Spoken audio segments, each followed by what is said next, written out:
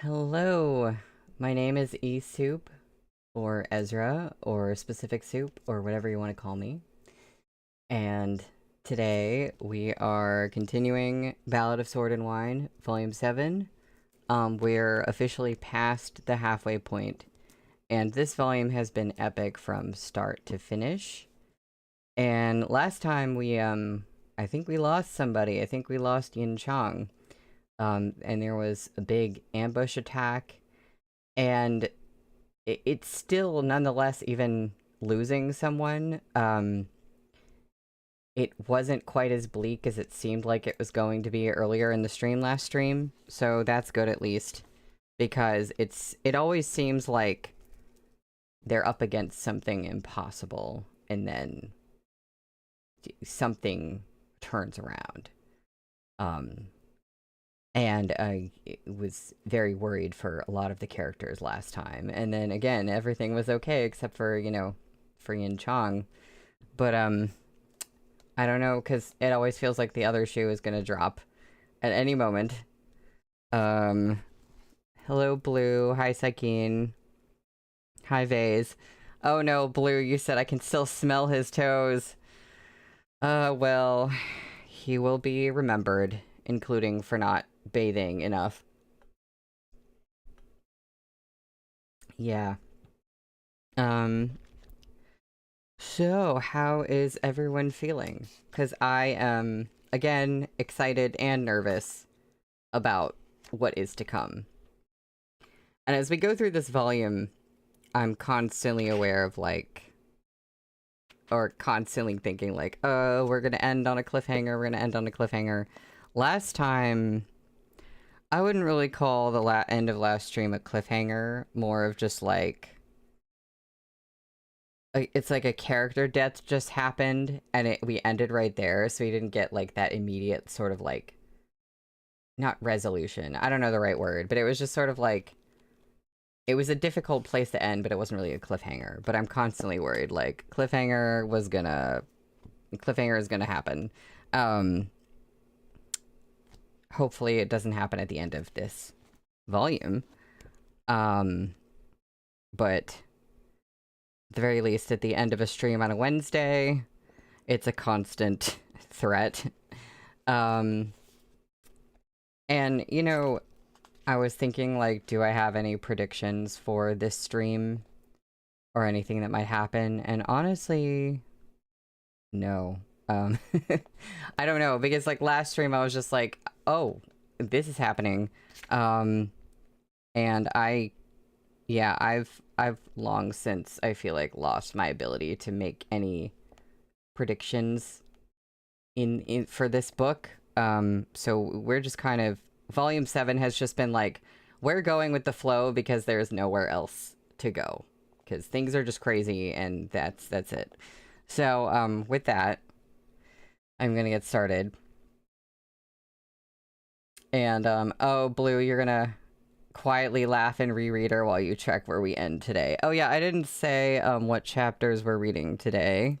We are reading 249 through 252. So right now, we are on page 277 for chapter 249, which is called Battle Tactics. The remainder of the flaming birds were barred safely outside the gate. Oh yes, the birds they lit on fire as a weapon. I almost forgot about that. The flaming tits. The garrison troops immediately got to work. They darted in and out of the tunnel, dragging in water sacks and pouring them over the wood as a precaution. Across the trench, the Biansha horsemen had been whipped into a fury by the sight of Joril's corpse. Joril was a lizard who had followed Amor deep into Zhongbo 7 years ago. By the way, lizard is capitalized. I knew we had scorpions.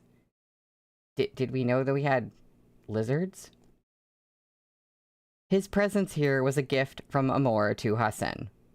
It was thanks to Joril that Hasen had been able to sever all of Duanzhou's external communications in just a few short days. Get him out of the way. A Biansha horseman looked toward the Duanzhou gate, Reckless idiot. Buck up. Before Hassan arrives, we need to get across this trench. Yin Chong had successfully pulled up the planks and killed most of the infantrymen pushing the covered cart.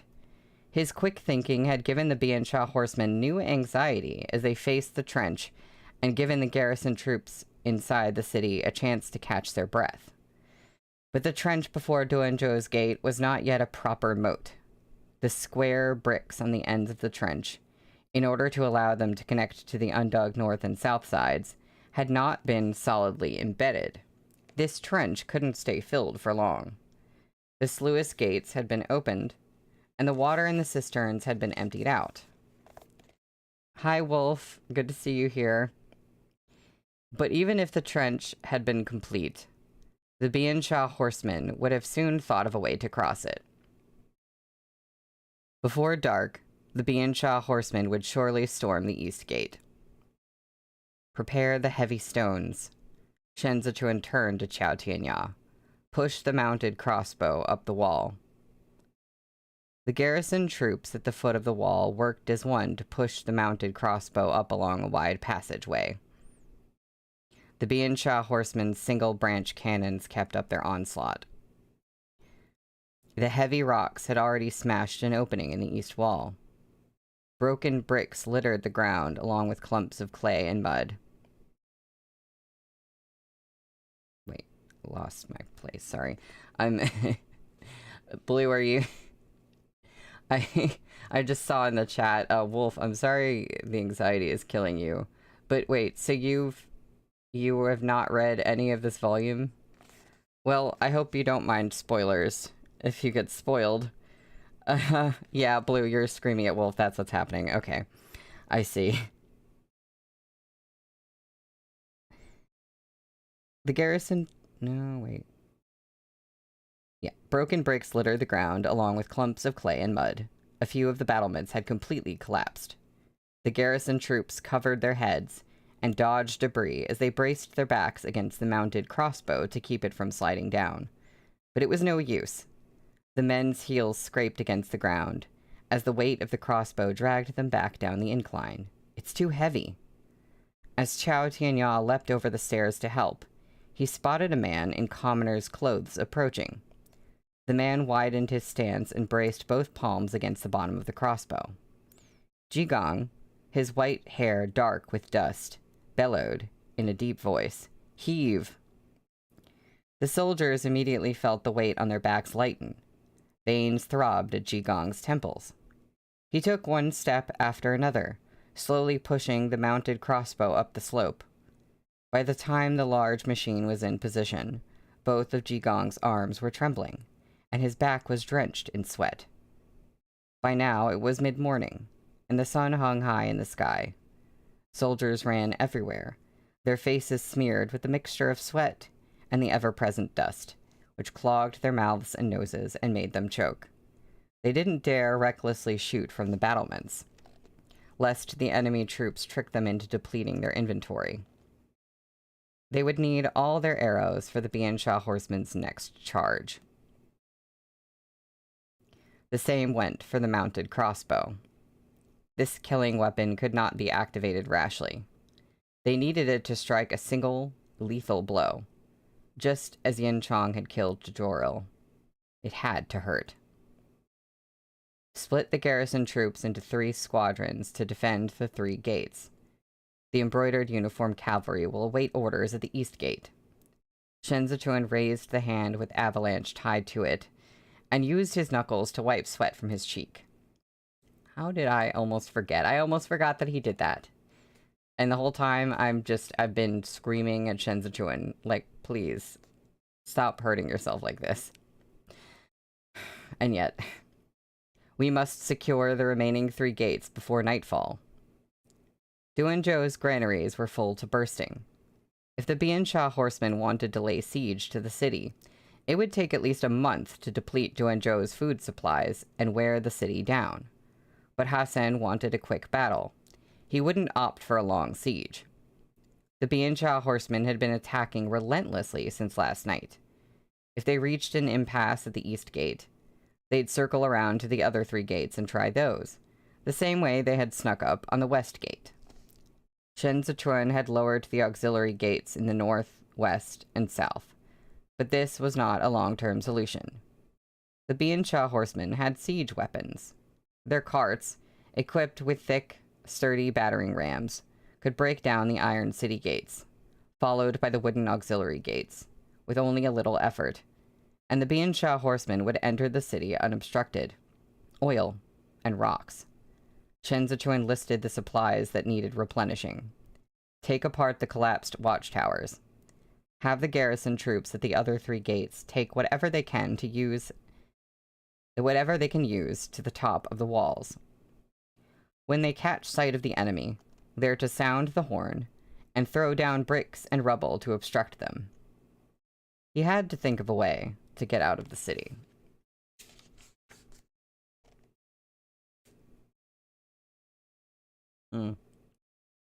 Oh, Wolf, your brain is shut.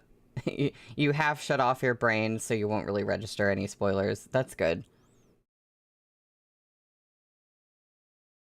Oh, Wolf, I might know what you're talking about. I'm not sure if I know who you know who is in this immediate moment. But yeah, I hear you. It's, sometimes you just gotta listen to something and have your brain halfway shut off. And just sort of forget about it afterwards. Yeah, Vase, you said you leave Jigong out of this, and I'm feeling the same way. Also, somebody said... Where was that message? Yeah, Blue, you said, I always forget how strong Shifu is. Me too. I was like, what is he doing here? And then it was like, oh no, he can help. He can definitely do things. But it still worries me. Shen Zichuan looked toward the southeastern horizon, where the beacon tower stood dark and silent. The advisors had gathered at the riding track. This place, being wide and spacious, was already packed with groups of displaced commoners. Gao Zhongxiong had regained a bit of his composure. He leaned over to rub his trembling calves and said to Kongling, just now, at the gate. The moment he got anxious, he started stammering again. Kongling soothed him. No harm done. Thinking to bring Yuan Zhuo with you at a time like this is already courageous and deserving of praise. Back in my younger days in Duanzhou, when I learned the cavalry had breached the city, I couldn't think of anything at all. Yao Wenyu was clutching his sleeves when a waving hand interrupted his silent train of thought. He glanced over and saw that the woman from earlier had sent her child to return his handkerchief. Yao Wenyu raised his hand, but did not take the handkerchief. Instead, he reached out with dust-tainted fingers and gently touched the child's cheek. Alive. Yao Wenyu's chest heaved slightly.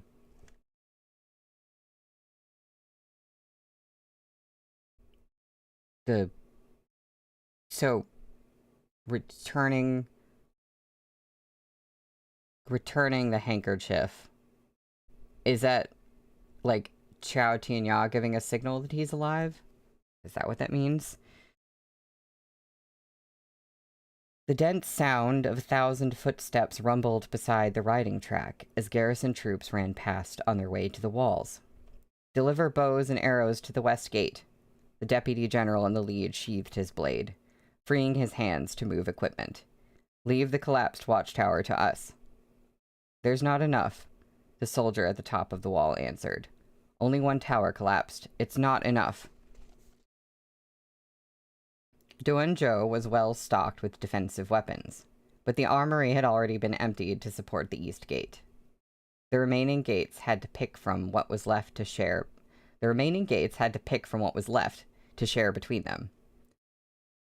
A great number of their arrows had already been depleted that morning, and now they had to make up for the shortfall over at the west gate, where the mobile gable wall was temporarily blocking the way. While they hesitated, at a loss for what to do, a man on the riding track suddenly stood up. Weighing an old hoe in his hand, he asked, "Can this thing be thrown?" "Not if you want it back," the deputy replied. "Take it, then." The man tried his best to speak the official dialect. The city is under siege. If we can't kill the horsemen, what will I use this hoe for? Are you short men? The deputy didn't answer, no doubt remembering how they had clashed with the commoners just this morning at the west gate. But one by one, people on the field began to rise. They were all men in their prime, carrying with them only their own farming tools. They shouted at the garrison troops, "Are you short men? If so, we are all men here." Oh, I love this so much, and also every time I see the sentence, "Are you short men?" as in, are you lacking in enough men? I read it as, "Are you short men?" For half a second, I'm like, what do you mean? But that's amazing. I love that. Oh, and Blue, you said, it was the handkerchief Yao and you gave the child earlier. Oh, it's us seeing that the kid is still alive. Oh, that's right. Oh my god. Okay, a lot of things have been happening. I completely forgot about this kid. The Bien Shah horsemen's artillery assault persisted until evening. The east gate was patched up over and over again, until the last of the parapet walls were nearly smashed down to nothing. Yet the Bien Shah horsemen showed no intention of stopping. This was the real bombardment. They wouldn't stop until the eastern city wall had given way. The single-branch cannons shoot rocks. Crouching behind the battlement, Chao Tianya spoke to Shen Zichuan under the sounds of stones smashing against the walls. They're out in the open field. They've got all the rocks they could wish for.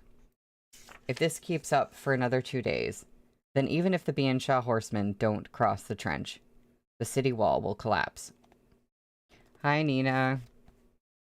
Hassan can't wait 2 days. Shen Zichuan's cheeks were filthy. The Bien Shah horsemen will attack before nightfall. Now that the garrison troops had lost Yin Chang, the Bien Shah horsemen were eager to test their remaining strength. Having endured a full day of bombardment, the troops were exhausted. It was an excellent opportunity for the Bien Shah horsemen to advance. When they cross the trench, we'll open the gates, Shen Zichuan said. The garrison troops will stay here and defend the walls. The embroidered uniform cavalry will fend off the attack. Fei Sheng and I, you and I, Shen Zichuan raised his eyes. You'll alternate with me. As soon as you beat back the horsemen's charge, retreat into the city. Don't linger outside the walls. The number of Bien Shah horsemen far exceeded that of the embroidered uniform cavalry. A steel needle was no match for a broad axe head-on. But Shen Zichuan wasn't looking to defeat their army. He merely had to arrest their momentum. Once their forces were in disarray, he could return to a defensive position. Chao Tianya licked his lips and said grimly, "You're the prefectural governor, not a general." Shen Zichuan didn't answer. He stood, putting a hand on the wall for support. In the dimming light of day, he looked past the dense cluster of Bien Shah horsemen at the Chasha River. The wide band of the river was like a jade belt, soaked in the sunset, reflecting the billowing clouds where the Sakar falcons soared.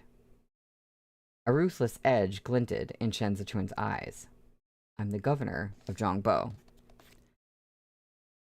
The clouds above the Chasha River were still scudding before the wind when the wall under Shen Zichuan's hand quaked. A thunderous boom sounded below them. The catapults! The garrison soldier on the watchtower sounded the alarm. Here come the catapults. After taking a full day's rest behind the single-branch cannons, the catapults that had served as a prelude to last night's battle were back in action. The Bien Shah horsemen split into squadrons, tapping on their drums to swiftly pass information across the battlefield. Shen Zichuan yanked off his cumbersome wide-sleeved robe, secured that singular arm guard tightly, and descended the steps to the base of the city wall where Frostfall waited, tossing its head. He swung astride his horse and said to Chao Tianya, "Stay vigilant at the other 3 gates." Chao Tianya bowed, then shouted, "Your lordship, to victory."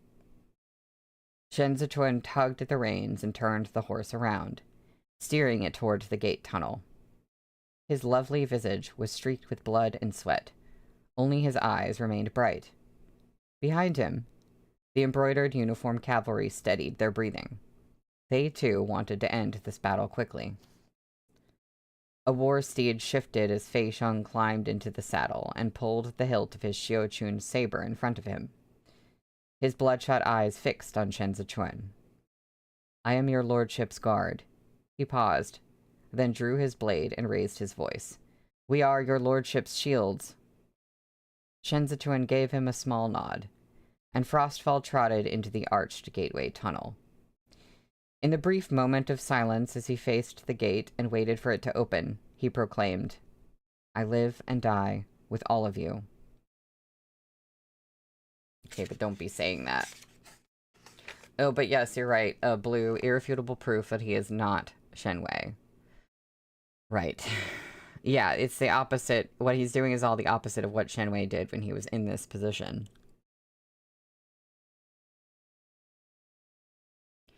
The city gates swung inward with a dull thud once again. Their opening ushered in the last of the daylight, which wove in and out between countless hooves. On the field outside, the eagle banner flew high in the twilight glow. A horseman waiting behind the reorganized infantry hoisted the flagpole, then swung it down as he shouted in the Biansha tongue, "Charge!" Wisps of Fei Sheng's hair, knocked loose from its knot, fluttered in the wind. His badly scraped fingers gripped the hilt of his blade. As Shen Zichuan spurred his horse onward, Fei Sheng shouted, "To victory!" Frostfall galloped forth, treading over the dust. The Biansha infantry had abandoned their shields. They knelt in formation, holding planks to push out over the trench. As the horsemen rode past, the infantry erected narrow bridges. The moment they were in place, men with scimitars streamed across the trench and came head-to-head with the embroidered uniformed cavalry at the foot of the wall. After a full day's rest outside the city, as their cannons worked, the Biansha horsemen were bursting with energy. They had drunk their fill of milk tea and patted their stomachs with meat jerky. They had thought to face an exhausted garrison troop. They didn't expect the embroidered uniformed cavalry to also be sufficiently rested and fed on dry rations. Shen Zichuan hadn't given the Biansha horsemen a chance to take advantage of the enemy's fatigue. There was a flurry of hooves as the two sides collided, blade crashing against blade. Avalanche was a long, slim blade. It never met force with force against the Biansha scimitars, for Shen Zichuan artfully went straight for enemy throats. His arm guard felt heavier with each fresh strike, and blood trickled into his sleeve and down his arm, staining half his body red. The bridges the horsemen had hastily erected were too narrow to admit more than a few Biansha horsemen at a time. Their numbers were not enough to prevail against the embroidered uniformed cavalry at close quarters. The horsemen were forced to retreat across the trench and regroup. The second their enemy withdrew, Shen Zichuan wheeled his horse around and returned to the city. The gates shut again behind him as he galloped back through the tunnel, where torches were already lit. It was now late in the evening. Shen Zichuan's right arm felt heavy and sluggish. When he had still been in the embroidered uniform guard, he had never fought so intensely for such a long period of time. And since arriving in Zhongbo, he had neglected his martial arts training. He was aware now of how slow his reactions were. He couldn't feel his injured fingers at all anymore. Great. Awesome. Also, hi, Henry. Using his left hand, Shen Zichuan wiped blood from his face without expression, then swapped positions with Chao Tianya. The embroidered uniformed cavalry had rested for scarcely 2 hours when the war drums sounded again, and the horsemen began their second attack. This time, Chao Tianya led the resistance and didn't return until after midnight. They're sending in fresh groups, taking turns to wear us down. Fei Sheng watched the Biansha horsemen's shifting torches from atop the battlements. At this rate, they can keep going past daybreak. Hassan must have obscured the size of his troops. Shen Zichuan leaned against the wall for a rest, and took several large bites of a steamed bun. Otherwise, there would be word from Sa'an by now. Before Xiao Chia had ridden south, he had played the scenario out with Lu Guangbai. The purpose of his trip to Bianjun was to lure Hassan into mobilizing his troops. But the sign of this plan's success was the Biansha horsemen diverting troops from the front lines in Libei. Lu Guangbai had yet to come to Duanzhou's aid, which meant that the assaults in the north had not let up. Hassan had been planning this attack on Duanzhou for a long time. If he could hide troops like this, it was likely Amor already had more than 6 tribes behind him. "I have to bring the old man back," Fei Sheng said, looking out at the horsemen. Shen Zichuan swallowed the last of his steamed bun with difficulty and stood up. Avalanche was still bound to his hand. He hadn't slept for a day and a night. "We need a plan for that." Shen Zichuan raised his head slightly. "Qiao Tianya needn't draw back next time they attack. We'll all head out of the city together." Fei Sheng looked back at him. The expression in Shen Zichuan's eyes was dark. He said clearly, "Fuck." Fei Sheng's face slowly unfroze from its stiff mask of grief. He didn't know why, but he suddenly burst into laughter. He laughed and laughed, then raised a hand to wipe his tears and echoed, "Fuck." And that's the end of the chapter. Yeah, Shen Zichuan cursing, that really puts things in perspective. You are correct, Blue. Because, like, that guy's concerned, that guy's not feeling confident. What does that mean? So, we're on page 287 for chapter 250, which is called Siege. Past midnight, gloomy clouds concealed the moon. After regrouping, the Biansha horsemen withdrew their offensive line and replaced the men with the elite forces from the first attack. The torches that had burned since nightfall suddenly went out, and the drums that had been sounding stopped. The outskirts of Duanzhou were plunged into darkness. Without the light from the enemy torches, the archers along the city wall couldn't see across the trench. A sentry climbed the only remaining watchtower and carefully stepped onto the railing, craning his neck to survey from high above the ground. "I can't see." Sweat dripped from his temples as he gestured down to the wall. "It's too dark." The onslaught from the single-branch cannons and catapults had ceased, too. Other than the scattered sounds of hooves, they could glean nothing from within the city. In this rare silence, the garrison troops trod lightly, as if afraid of startling a great beast. Those who were sitting rose to their feet, sensing a storm was coming. The garrison troops stationed within the gateway tunnel filed out, dragging with them the corpses of their fellow soldiers to make way for the embroidered uniform cavalry. They poured clean water over the green stone slabs and rinsed the hooves of the horses, dispelling the metallic stench of blood. The ranks of Biansha horsemen shifted. They planned to pass over the plank bridges they had newly erected, then form a wall before the city gate. After several clashes with the embroidered uniform cavalry, their enemy had figured them out. To counter the steel needle, they would form a brick that could smash it to pieces. The garrison troops stationed along the top of the city wall stood at rapt attention, not daring to move even to wipe sweat from their brows. Their throats bobbed as they listened to the clatter of hooves, and silently counted down the minutes in their hearts. The Biansha horsemen charged toward the gate. The hooves of their ponies clattered over the plank bridges, the sound resounding through the trench. Now! The garrison troops waved their banners and shouted hoarsely, "Heave!" The heavy rocks at the top of the city wall started rolling along wooden channels, rumbling as they bounced past some narrower sections. Then crashed over the lip and flew out toward the trench. Men and horses alike, hidden in the darkness, were knocked to the ground by the rain of stone from above, unable to block the sudden assault. More than half of the plank bridges splintered, and countless horsemen tumbled into the trench. The city gate swung open. Chao Tianya and Fei Sheng flanked Shen Zichuan, who led the charge as the 3 squads behind them burst from the tunnel.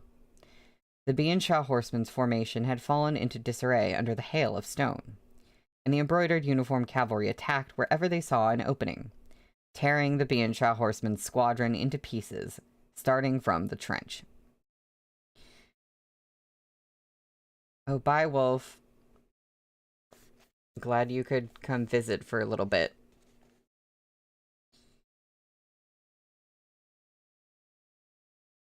Archers replaced the rock pushers at the top of the city wall. Hot oil was poured over arrowheads wrapped in tattered rags.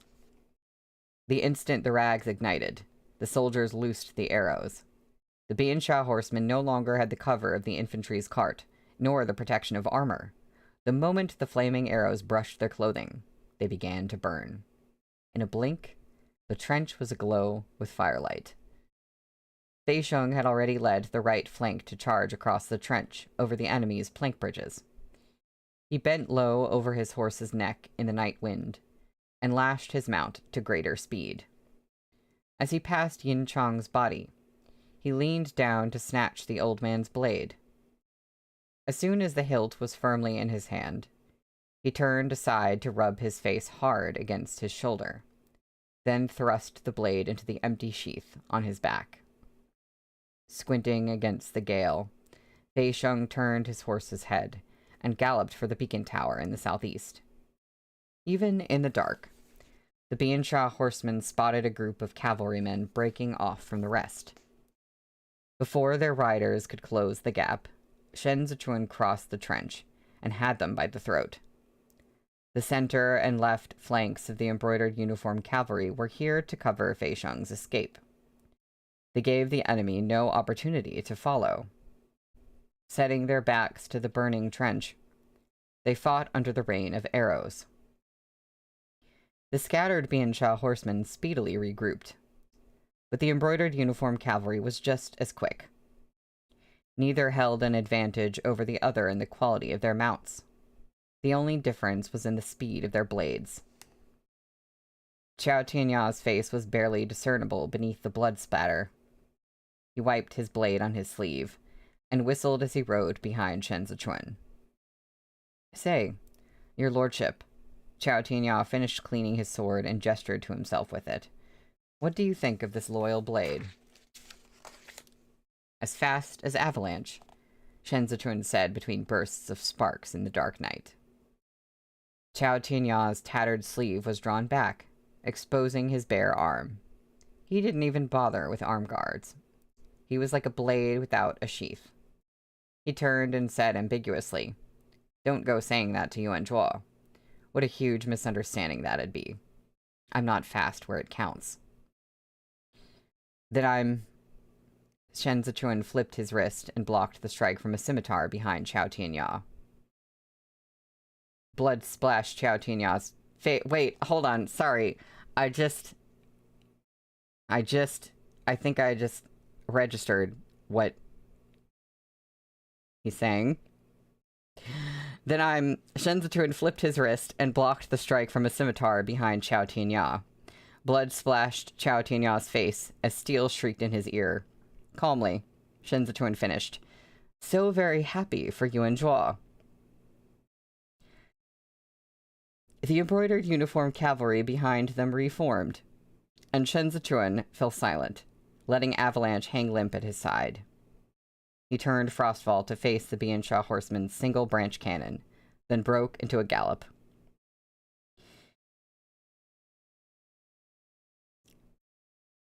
"Henry, did you say I'll be the sheath?" "Okay." The Biansha runner in charge of relaying commands raced through the ranks waving a small flag. Pointing at the siege weapons, he yelled, "Retract the cannons." But the embroidered uniformed cavalry was too fast. The scorpion guarding the cannon swung his hammer at Shen Zichuan. Just before it hit, Shen Zichuan righted his grip on Avalanche and rolled out of the saddle. Frostfall nimbly danced away from the attack, and the scorpion's hammer missed the horse's legs. He turned, cursing in the Biansha tongue. Cunning little. Shen Zichuan pounced. The scorpion was tall and sturdy, but Shen Zichuan was on him in an instant, clambering onto his back. He locked an arm around the scorpion's neck, exposing his throat, then pressed Avalanche to his neck and sliced the blade across. But his right hand was too weak. He failed to slit the scorpion's throat cleanly. Oh no. Oh no. Okay. Blood spurted from the scorpion's neck, but the hammer he brandished didn't fall. Letting loose a rattling, inhuman gasp, the man reached back with his free hand and grabbed Shen Zichuan. A drop of blood trickled down the ridge of Shen Zichuan's brow. He clung on tight, resisting the man's immense strength, and drew the blade across the scorpion's neck again. He sawed Avalanche back and forth, as if butchering livestock, reducing the man's throat to a bloody pulp. Okay. That was nerve-wracking. Oh, the relentless act of slaughter sent a chill down the backs of the embroidered uniformed cavalry behind him. The scorpion crashed to the ground, flinging both his hammer and Shen Zichuan into the dirt. Exactly, Blue. This is why you do not go fight when two of your fingers are broken. Frostfall had already cantered back to its master. Shen Zichuan climbed to his feet and mounted again. Chao Tianyan nudged the hammer's handle up with his toe and hefted it in his hand, then swung it down hard on one side of a nearby cannon. The stand promptly splintered, and the entire machine tilted to the side. The sound of wood splitting echoed across the fields, and the fire spread with it. See, we get this, like, this trick of, like, uh-oh, something's gonna happen to Shen Zichuan right now. And he's fine in the moment, but I'm still very nervous about him fighting in these conditions with that just happening. Also, what, yes, Blue, you said, in case any of us was still wondering if Shen Zichuan knows. Yeah, Shen Zichuan is very smart, so with all the politicking and scheming that he does, of course he was going to figure out what was going on with Chao Tianya and Yao and Yu. But it's so funny to have it revealed in that moment. Fei Sheng, torch in hand, had led the right flank to the beacon tower at a breakneck gallop. Breathing hard, he dismounted on unsteady legs and stumbled over to support himself on the side of the steps, then scrambled up the tower on all fours. The Biansha horsemen shouted as they pursued them over the fields. While Fei Sheng climbed, the embroidered uniformed cavalry held them back at the foot of the tower. Fei Sheng sprinted up the steps. When they reached the platform holding the fire pit, he tossed his torch in. The dry tinder inside burst into flames. He took 2 steps back and breathed. We made it.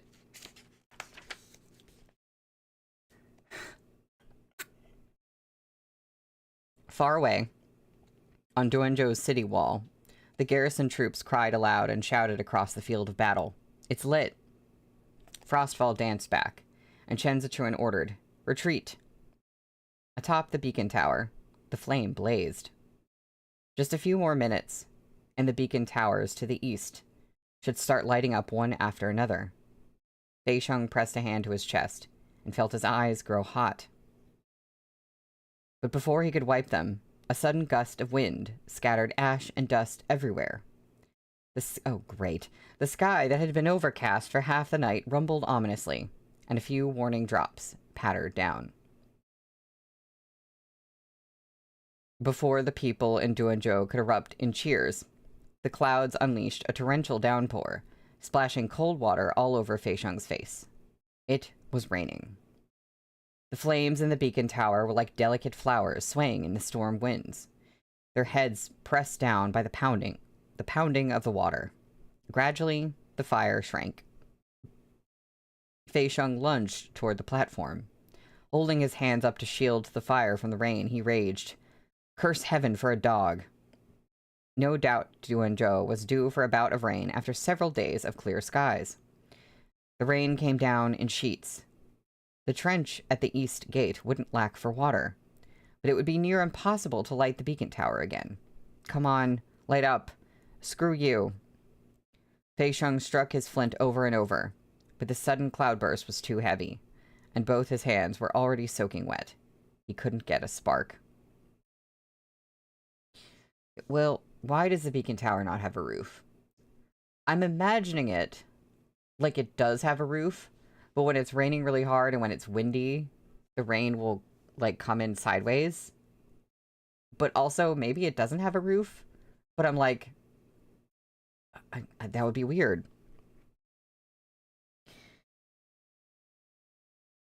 The summer squall had come without warning, but it would likely stop as quickly as it came. As long as they could retreat back to the city, they would have another chance. Under the walls, Shen Zichuan steeled himself and waved his blade toward the southeast to signal to Fei Sheng. Withdraw. Fei Sheng's vision blurred. He blamed it on the heavy rain. He frantically struck the flint again and watched the sparks splutter and die. Old man. Fei Sheng's fingernails were still bloody from clawing at the gate. His hands trembled as he raked through the hay in the pit to find a few still smoldering pieces. It's too hard to be a hero. Forcing his reddened eyes wide, Fei Sheng pulled the book he used for information gathering from his lapels and stuffed it into the pit. He leaned over and blew on the embers, the smoke choking him until he couldn't breathe. In all my life, Fei Sheng blew on the small fire until tongues of flame licked at the edges of the book. Suddenly, the fire flared up and almost singed Fei Sheng's hair. He fell backward onto the ground and spat. This is the only time I've ever sacrificed myself for others. The twice-lit beacon tower's smoke didn't rise high in this downpour, but it was enough, heating the glow of this one tiny spark in the southeast. Countless flames in the distance lit up in succession. The light spread along the beacon towers, a long, snaking dragon that flickered in the heavy rain. Fei Sheng took a few steps to the edge of the tower and prepared to jump down. But when he looked below, his shout of triumph stalled in his throat, and he stepped back again.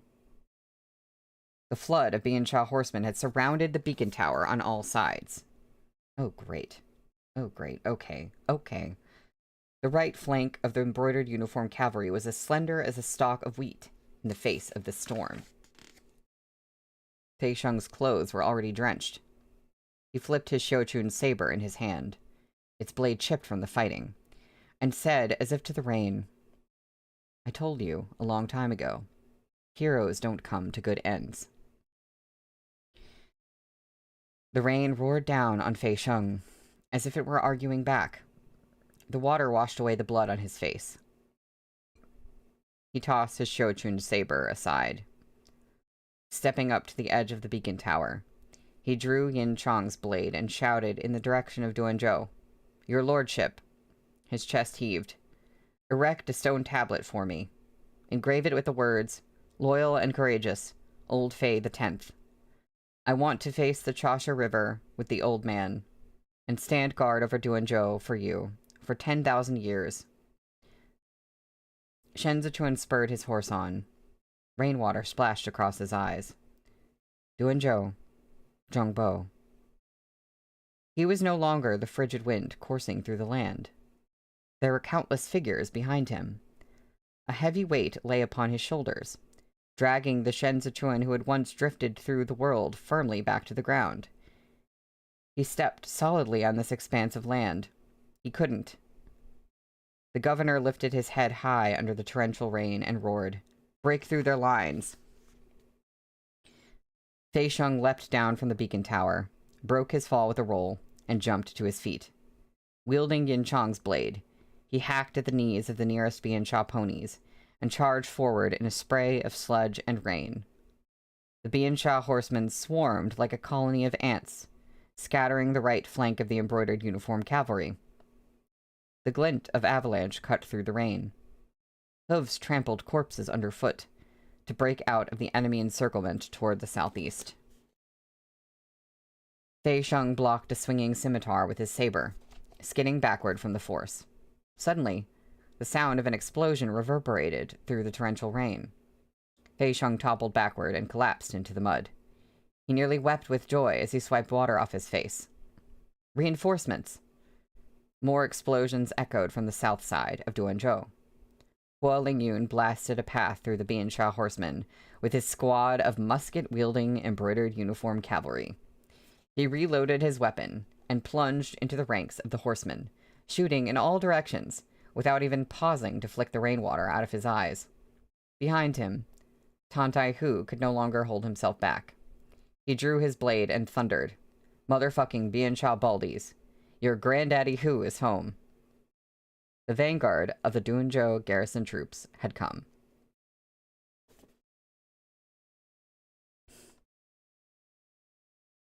Thick clouds obscured the canopy of heaven. By the time the rain stopped, the city gate was once again tightly shut. Shen Zitron gasped for breath. His fingers were white from the waterlogged battle. When he dismounted, the water in his boots streamed out and squelched with every step. Remove your blades. Take a break. The embroidered uniform cavalry dismounted one after another and began stuffing themselves with food the garrison troops had brought. They replaced their chipped blades with whole ones and dragged themselves off to the makeshift shacks built at the foot of the wall to rest. Time was precious. They didn't waste it changing their clothes. They merely wrapped thin blankets around their shoulders and took a few sips of hot tea before falling asleep sitting up against the wall.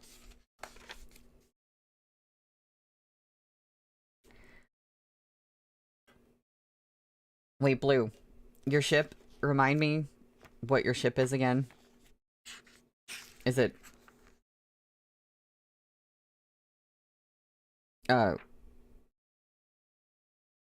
was it Hua Lingyun and Tantai Hu? Or... Sorry, I've... we've got, like, multiple ships are going on. Oh, I'm sorry. That's right. Okay, I was, like, thinking because Tantai Hu just showed up. No, Fei Sheng and Hua Lingyun, of course. I can't keep track of everybody's ships. I'm sorry. I've tried. Enemies to lovers, 2 million K slow burn arranged marriage now, please. Okay, where? Tantai Hu took off his helmet and followed Shen Zichuan up to the battlements. Hua Lingyun followed closely behind and gave his report. I was patrolling north along the Chasha River. Halfway there, I discovered everyone at Luo Sand Relay Station had been massacred. I tried to return to Duanzhou to report to your lordship, but there were too many horsemen along the route. I rode west and lit Duanzhou's beacon tower. Shen Zichuan's drenched hair was plastered to his cheeks. What's the situation in the north? The horsemen have cut off all their roads south, Tantai Hu said. It doesn't seem like they're having an easy time of it either.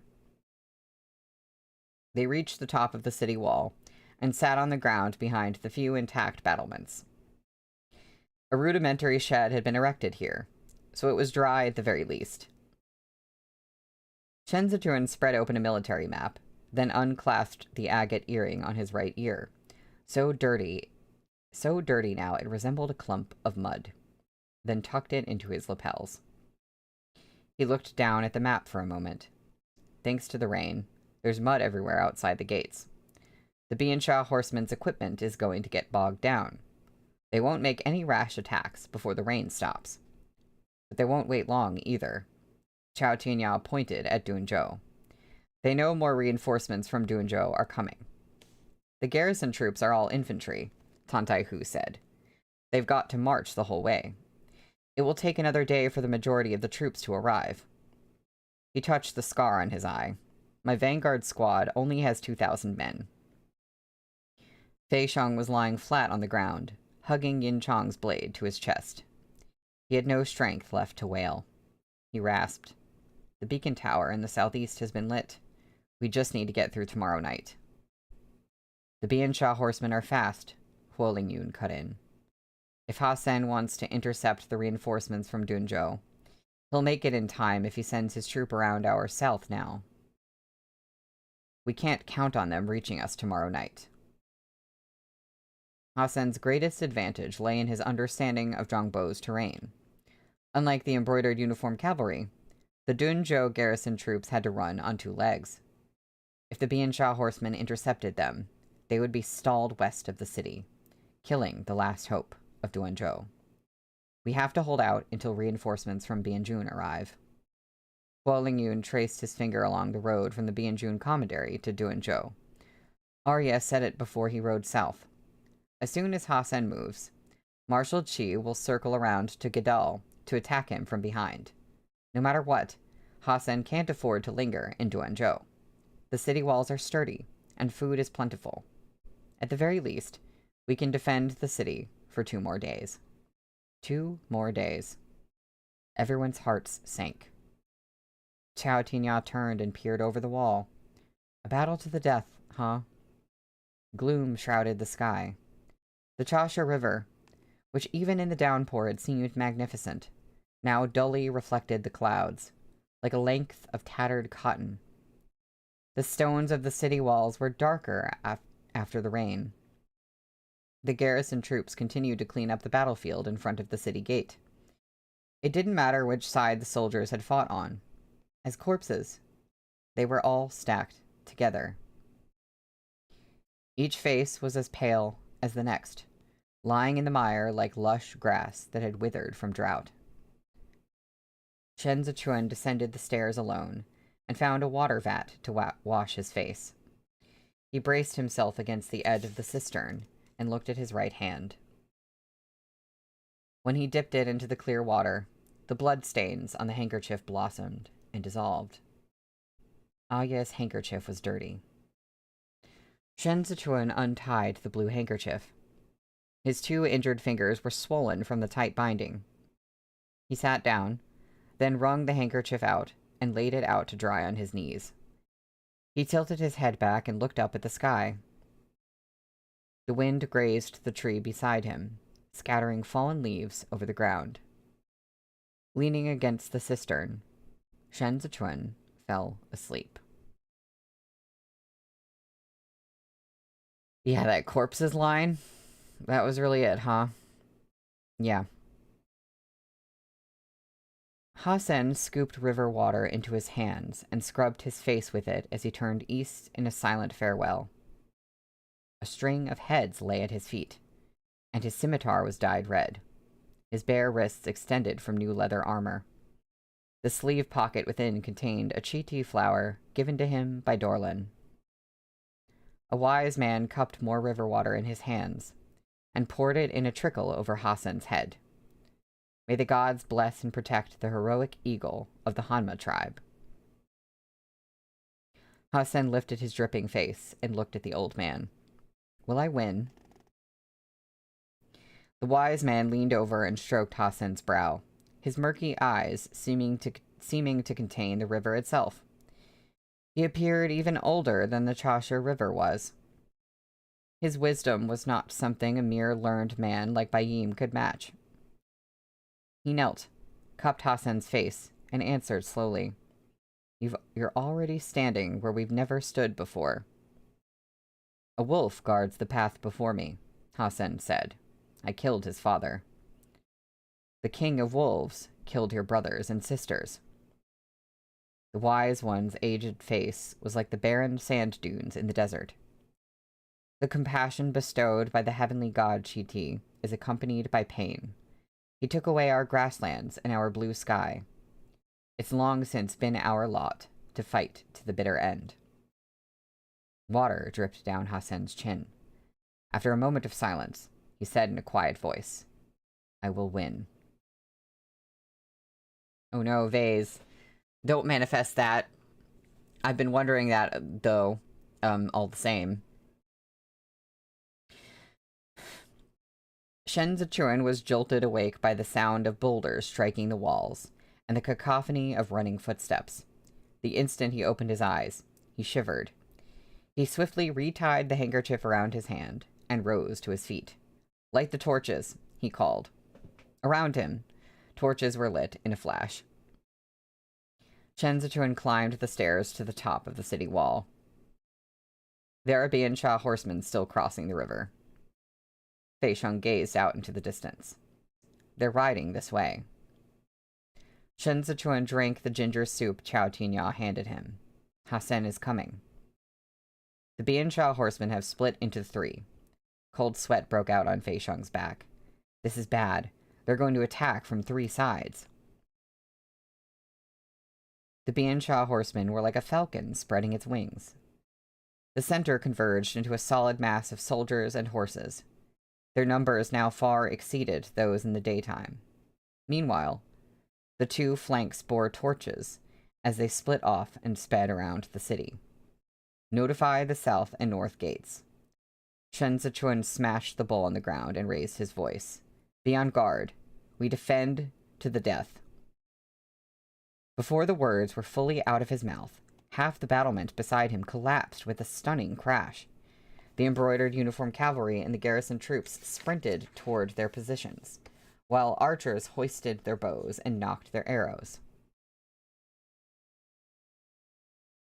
Unlike the 2 flanks, Hassan's center squadron didn't move. Instead, he ordered all his catapults and single-branch cannons into motion. Boulders hurtled in waves toward the city wall, shaking the battlements and sending debris flying. The archers could hardly keep their bows steady. The Biansha horsemen beside Hassan raised their banners, and the horsemen in the rear abandoned their drums. Instead, they blew their horns. The 2 flanks had reached the north and south gates. The north gate loosed a rain of arrows. The south gate had only hoes and spades to throw. The advisors on the riding track were taking a short break when they suddenly heard a resounding crash from the gate. The women and children burst into tears of alarm and hurtled together. "They're ramming the gates again." Gao Zhongxiong trembled and hugged his remaining papers and brushes tightly. The battering ram didn't succeed the first time, but not a moment later, a heavier crash rang out. The outer city gate buckled, and the shouts of the Biansha horsemen filtered through the auxiliary gate. The commoners scrambled backward in a panic. A soldier at the top of the city wall leapt down and drew his blade, shouting to the crowd, "Run for the alley." The battering ram slammed into the auxiliary gate with a loud bang, and a shower of wood splinters that left an open gash behind. The soldier raised a hand, sweat and tears flowing as he gasped for breath.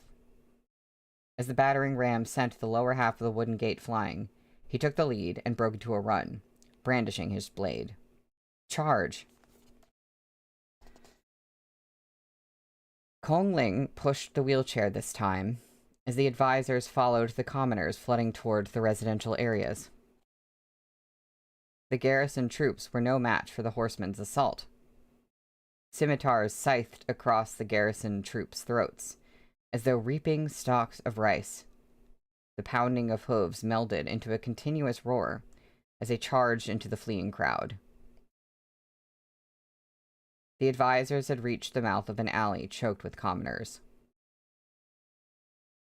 Women fled while dragging their children by the hand and carrying grandparents on their backs.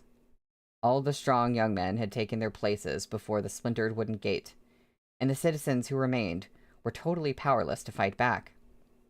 Gao Zhongxiong's papers slid out of his arms. His legs were shaking. His body trembled. Before he could squeeze his way into the alley, a horseman hooked the back of his collar with his scimitar and dragged him back. Gao Zhongxiong shouted in terror. tears and snot flowing down his face. The man said something unintelligible and spat on Gao Zhongxiong. Gao Zhongxiong, staring death in the face, summoned a burst of courage from who knew where and spat right back at the enemy rider. He screamed. A scholar would rather die than be humiliated. To his surprise, the man fell off his horse with a thud. Drawing back a wooden door bar he'd picked up somewhere, Kongling urged him, "Quick, Shenwei, run!" Hand to the back of his head where he'd been struck, the Biansha horseman clambered to his feet and reached for his scimitar.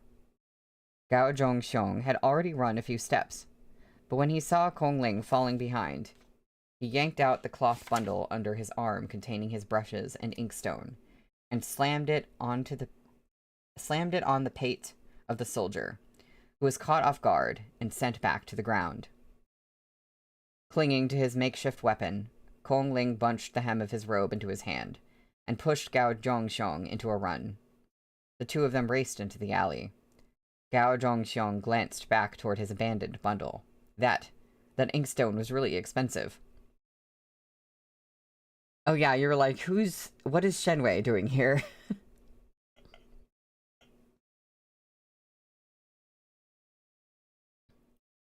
Chao Tianya galloped past, leading a column of embroidered uniformed cavalry straight into the horde of horsemen. A bloody battle ensued in the darkness before the wooden gate. The commoners in the alley covered their mouths, smothering their wails as they listened to the sounds of men dying just feet away, interspersed with the rolling thunder of boots from the garrison troops running past. Yao Yu turned his wheelchair back, keeping to the edges of the crowd, but he couldn't hear any shouts from Chao Tianya. After an hour of fighting, the torches suddenly shone into the mouth of the alley. Wiping the blood from his chin, Chao Tianya raised his head slightly in greeting to those inside. His gaze swept past Yao Yu to land on Kongling. "If it's not too much trouble, Mr. Chongfeng, please lead everyone into the governor's manor." Nodding eagerly, Kongling threw away the wooden bar in his hands. He hurried forward and called for the commoners to follow. Gao Zhongxiong dashed back out of the alley and bent to pick up what papers he could. Stepping out of the weaving light of the torches, Chao Tianya shifted a few steps toward Yao Yu. "His lordship," Yao Yu began.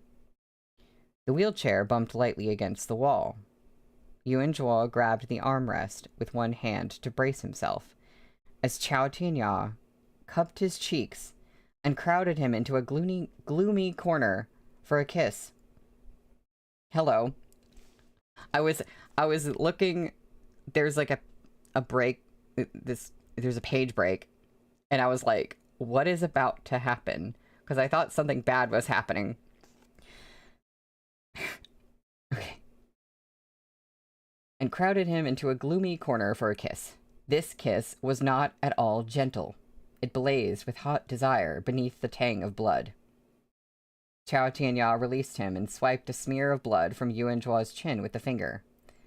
Then he stepped back, got on his horse, and rode away, leaving Yao Yu covering his chin in shock.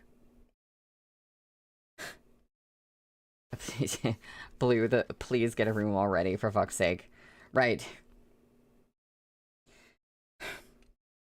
Ha Sen cracked his horsewhip. His elite squad charged toward the plank bridges in front of the east gate, dragging mud and the battering ram carts behind him. Tantai Hu raised an arm. Ready. The mounted crossbow atop the city wall clicked into action. A dozen soldiers from the garrison troops loaded the long bolt. This giant crossbow, with its exceptional destructive power, represented their best chance of taking down Ha Sen from afar. But it was tough to find the opportune moment. Ha Sen was too close to the walls now. They had to force him to retreat to get a shot. The water in the trench rippled from the passage of the men clattering over it. Ha Sen's horse had just reached the end of the bridge, when a blade sliced toward his neck. He raised his scimitar and blocked the blow. Through the flames and dust, he saw Shen Zichuan. Neither man gained an advantage over the other in this first test of blades. They sidestepped each other, each taking the measure of their opponent. Red hair sweeping over his shoulder, Hasen spun his scimitar in his hand, then pointed the blade at Shen Zichuan as if taking aim. He said deliberately, "Shen Zichuan." Shen Zichuan shot forward, nearly grazing the edge of Hasen's blade, as Frostfall danced sideways to allow its master to slash the head off an onrushing horseman.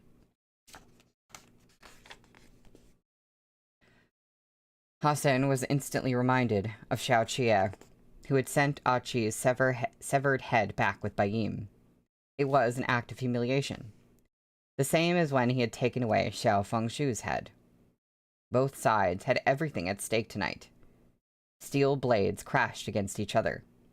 The Biansha horsemen shoved the embroidered uniform cavalry back, and the embroidered uniform cavalry stubbornly returned the favor. The hooves of their horses wove in and out through the mud, and men on both sides tumbled into the trench, turning it into a mire.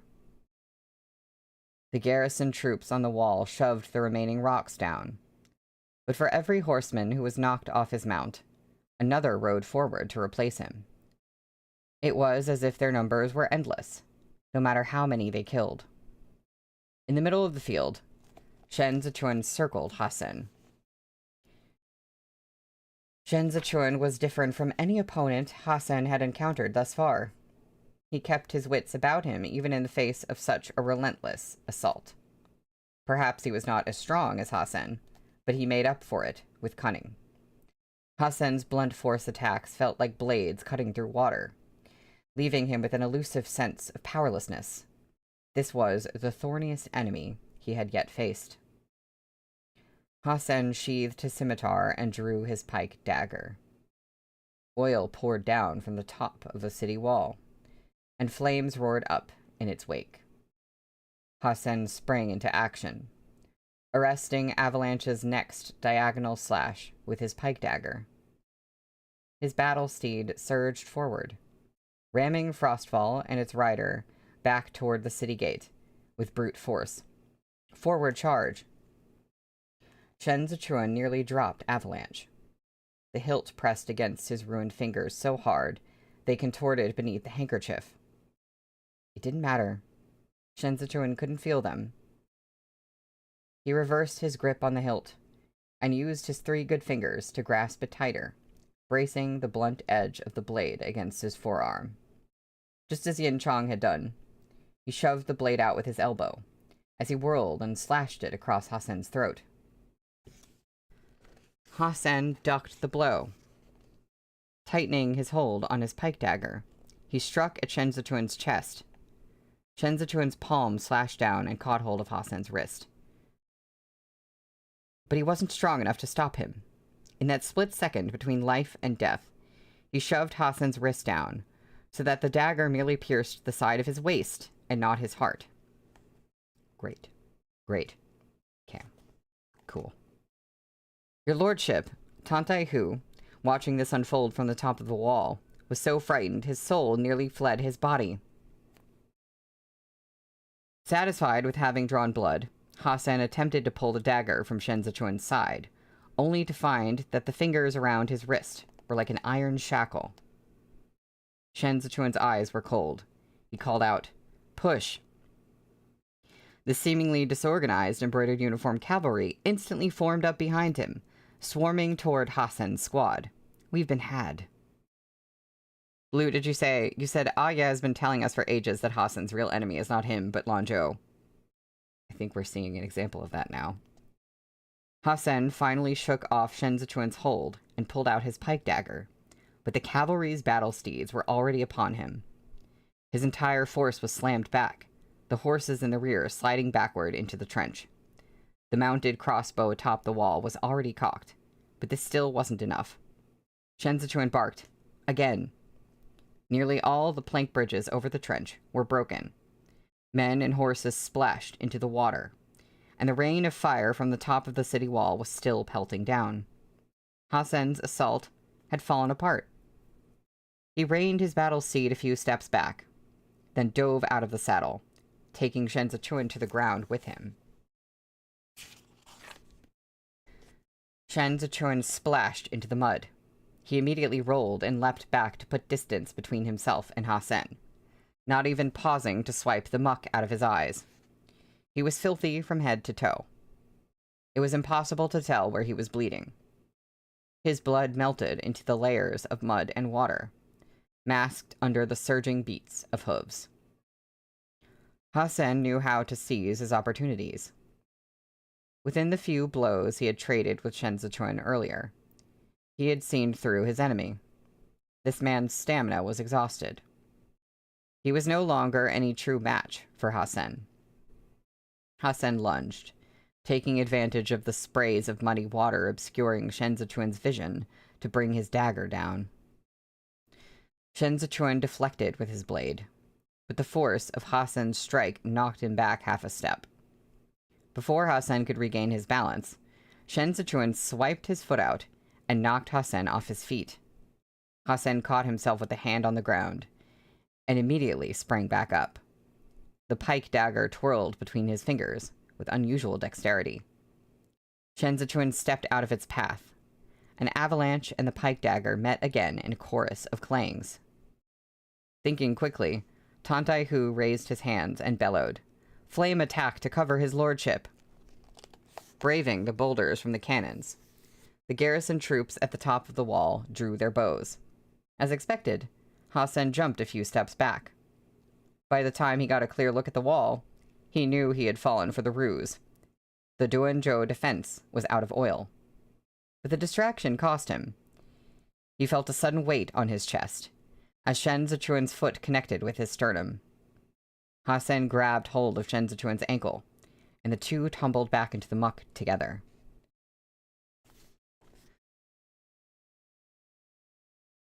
Mud splashed into the air. The handkerchief around Shen Zichuan's hand loosened, and the three fingers he could still feel lost their grip on Avalanche. Great. The blade clattered to the ground. Shen Zichuan, on his knees in the dirt, doubled over and coughed blood. Great. He tried to rise, but failed. Ha Sen jumped nimbly to his feet. Before Shen Zichuan could recover his blade, he grabbed Shen Zichuan's ankle and hauled him back. Shen Zichuan's fingers scrabbled through the mud and came up empty. He resolutely abandoned Avalanche. One hand pressed to the wound on his waist. He flipped back upright, relying on the sheer strength of his muscles. These last few stunts were going to be the death of him. Just now you say that. Just now. Just now. Gasping for breath, Shen Zichuan slammed his elbow into Ha Sen's nose. G-style boxing was fierce and hard-hitting. Ha Sen reeled back and lost his grip on Shen Zichuan's ankle, but he reacted quickly. The pike dagger slipped from his right hand to his left, thrusting toward Shen Zichuan's throat. Unable to block with one hand, Shen Zichuan clamped down on Ha Sen's left wrist with both forearms, and leaned back as far as his spine would take him. The pike dagger stopped within a hair's breadth of his throat. Blood seeped between Shen Zichuan's teeth. Mouth filled with the taste of copper, he twisted Ha Sen's left arm between his own, forcing Ha Sen to pitch forward, as Shen Zichuan raised his knee and slammed it into his enemy's chest. Ha Sen dropped to the ground. Shen Zichuan turned his head and spat blood. When Ha Sen raised his head from the mud, Shen Zichuan smashed his fist into it, knocking his head sideways. Ha Sen turned his face away and grabbed Shen Zichuan's forearm. When Shen Zichuan attempted to yank his arm back, Ha Sen rolled and flung him into the mud once again. Oh, hi, love bunnies. Oh, you have it on mute. That's good. That's very good. Bye. The instant Shen Zichuan hit the ground, he could feel that his right shoulder was dislocated. Great. He reached up and gripped Ha Sen's collar, then called out, "Tantai Hu!" Tantai Hu roared, "Release!" Sparks flew as the long bolt shot from the mounted crossbow. It hurtled toward Ha Sen, taking with it a trail of fierce wind. Ha Sen grabbed Shen Zichuan with one arm and rolled backward into the trench. The giant bolt crashed into the water, stirring up a tempest of waves. Chen Zichuan swallowed mouthfuls of filthy water, choking until his head was spinning. Through it all, Hasen never released his grip. He dragged Chen Zichuan the whole way, until he scrambled onto dry land on the other side of the trench. Your head. Hasen drew the scimitar at his waist once again. I will gift it to Xiao Qie. Turning aside, Chen Zichuan spat out muddy sediment. He heaved an unsteady breath and laughed out loud. His expressive eyes narrowed, appearing especially wicked as he said, The wind is rising. Hasen's scimitar arced overhead. Chen Zichuan raised a leg and stomped hard on Hasen's chest, pulling a dagger from a thigh sheath with his left hand as he did. He caught Hasen's scimitar on the ground. He caught Hasen's scimitar on the guard and twisted, trapping the blade. Stuck, Hasen pulled on his scimitar's hilt, but Chen Zichuan was balanced on both feet now. Keeping the scimitar in the grip of his dagger, Chen Zichuan struck him in the face again. Hasen staggered backward, mimicking Chen Zichuan's earlier move. He crouched low and swept a leg out. But Chen Zichuan didn't fall. Hasen pushed off the ground to rise, looking for his opponent. At that moment, there came a sound, as if the gale above them had been torn asunder. Amid the rumble of thunder, a sharp arrow dodged the raindrops and drove deep into the ground beside Hasen. Rain pelted the conqueror bow. The rumble in their ears wasn't from the storm, it was the thunder of hooves. The heavy cavalry pounded over the ground, blowing the rainwater into mist as they charged, like an unstoppable beast roaring out of the pitch-dark night. Snowcrest burst through the curtain of rain, and Xiao Qie, awash in blood, descended upon the battlefield like a bolt of black lightning. Like a wave of hard frost sweeping through the land. The wolf was here. Oh my god. Oh my gosh. That's too bad Wolf isn't here right now to hear that great line. The wolf was here. The wolf was here, indeed. Oh my god, okay. That was so, like, it was just going back and forth. I would feel relief, and then stress again, and then relief, and then stress. It's just like, I can't. His husband's here, and you're gonna get in trouble. Yeah. Well, it's past time to take a break. So, I'm going to take a 10-minute break. And when I come back, we will be on chapter 251, which is called Victory. Well, that's a relieving chapter title. At least I think it is. If it's not deceptive or something. So yeah, I will be right back.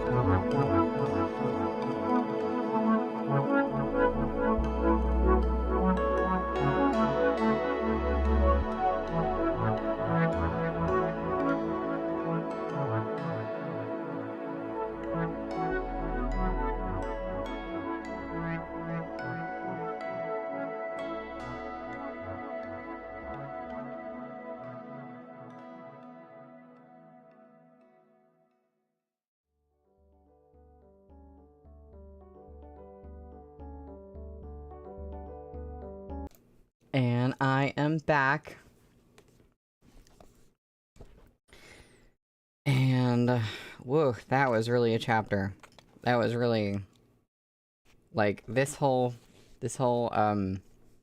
book has just kind of been epic moment after epic moment, but, like, man, we really, wow. Henry, you said, I'm so productive, I've nearly put away all my winter clothes.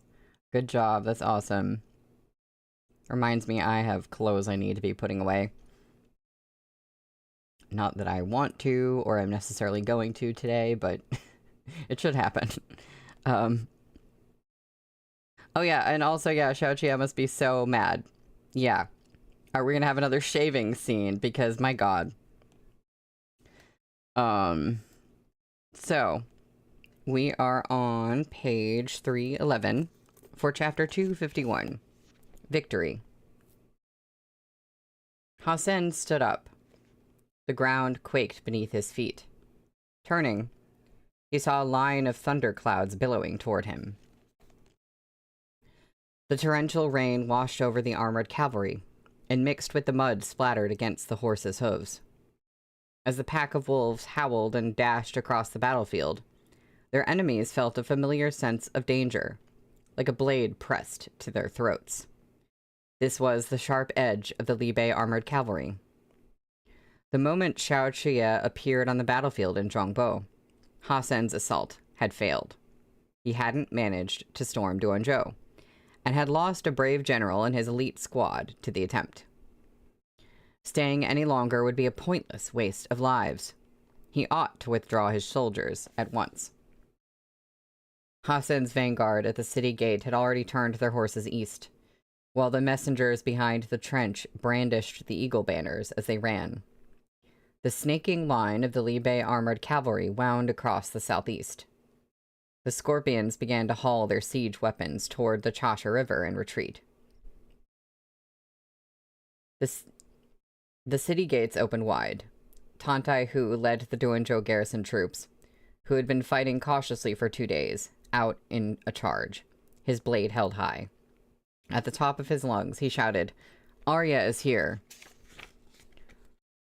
Oh, Blue, you said, by the way, I almost forgot, but now you can look at the colored art for sure. Okay, so in case it was not a previous scene, it is safe to look at the colored art now. Oh, wow. Interesting. Actually, I'm wondering exactly when this scene was. Because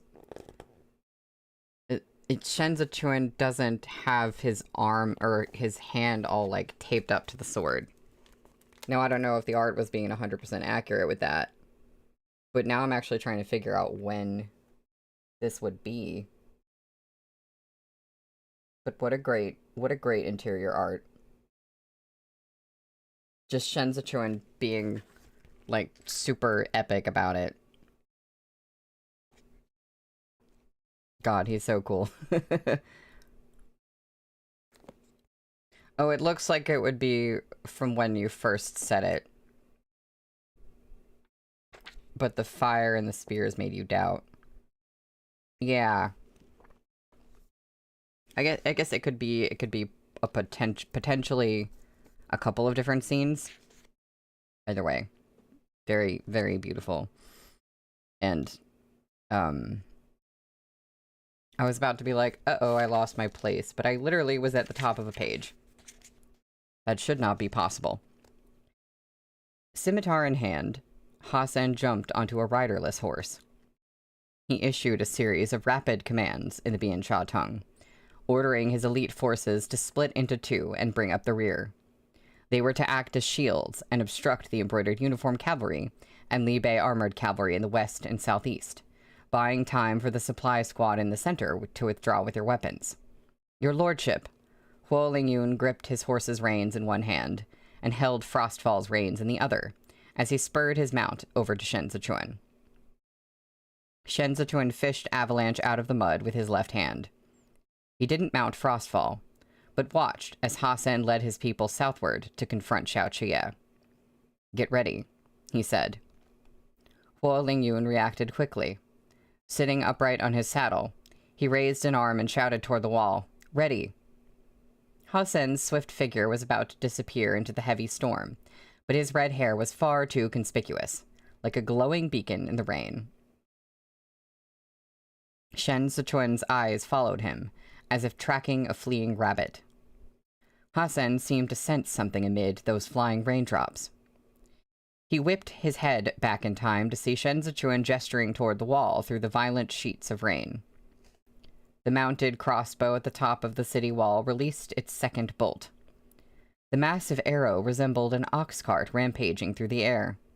It streaked across the battlefield in the blink of an eye, cutting through the torrents of splattering rain. Hasan dove out of the saddle. The instant he hit the ground, the massive bolt crashed into the squad of elite cavalry. The riders were knocked into the mud, their mounts unable to dodge at all. All those who were struck died on the spot. Horses screamed and fell over into the muck. Sprays of blood soaked every man. The squadron fell apart within moments. The mounted crossbow struck terror in the hearts of the Bian Sha horsemen. Its awful, destructive power was more than any of them could withstand. Each time it appeared on the battlefield, it would reap countless lives. Before they could recover, the armored cavalry was upon them. Hasan crawled to his feet and swung his scimitar aloft to block Xiao Qie's wolf's fang. But Xiao Qie was not Shen Zichuan. Hasan's scimitar held steady for only a split second before Xiao Qie slammed it down, nearly ripping it from his hand. What terrifying strength. I love how we're basically getting, like, a 1-2 punch where Shen Zichuan and Xiao Qie, like, help each other defeat Hasan.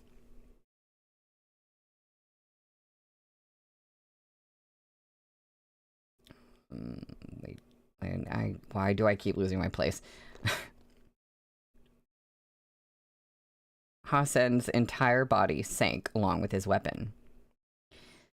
He steadied his blade with both hands and bellowed as he attempted to lift it out from under Wolf's Fang. Xiao Jie wore no helmet. Rainwater trickled along his temples and filthy blood. Too fresh to be scoured clean by the rain, slid across his brow. He slowly dragged Wolf's Fang back, reeling Hasen closer, and looked down on Hasen with a spine-chilling smile. I was looking for you. The rain drummed around them.